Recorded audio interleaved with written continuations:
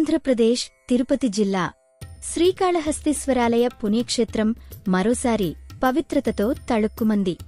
రాష్ట్ర హోంశాఖ మంత్రి వంగలపూడి అనిత శనివారం తన కుటుంబ సభ్యులతో కలిసి శ్రీకాళహస్తి ఆలయాన్ని దర్శించుకున్నారు.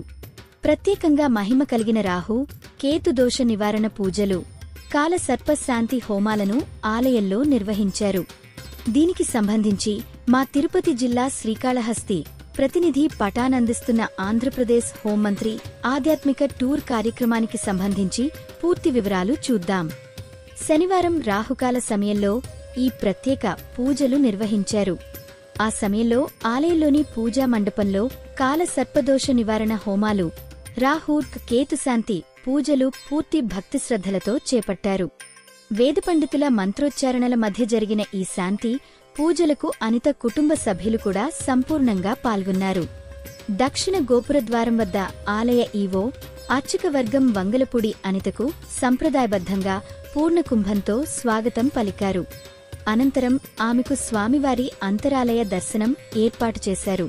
పూజా కార్యక్రమాల అనంతరం వేదపండితుల ఆశీర్వచనాలు అందించారు. ఆలయ దర్శనం అనంతరం హోంమంత్రి మేడా వేదపండితుల ఆశీర్వచనాలు స్వీకరించి స్వామి అమ్మవారి చిత్రపటం, తీర్థప్రసాదాలను ఆలయ అధికారుల నుండి అందుకున్నారు. పూజల అనంతరం భక్తులతో స్వల్పంగా మమేకమయ్యారు కూడా. శ్రీకాళహస్తి యాత్ర ఆమె కుటుంబానికి ఆధ్యాత్మికంగా విశేష అనుభూతినిచ్చినట్టు ఆమె సహచరులు తెలిపారు. మరి మీ ప్రాంతంలో ఆధ్యాత్మిక కార్యక్రమాలను మన ఛానల్లో చూడాలంటే ఇప్పుడే సబ్స్క్రైబ్ చేసి లైక్ చేయటం మరవకండి. చూస్తూనే ఉండండి స్ఫూర్తి ఇండియా న్యూస్. ఇది సామాన్యుడి చేతిలో అస్త్రం.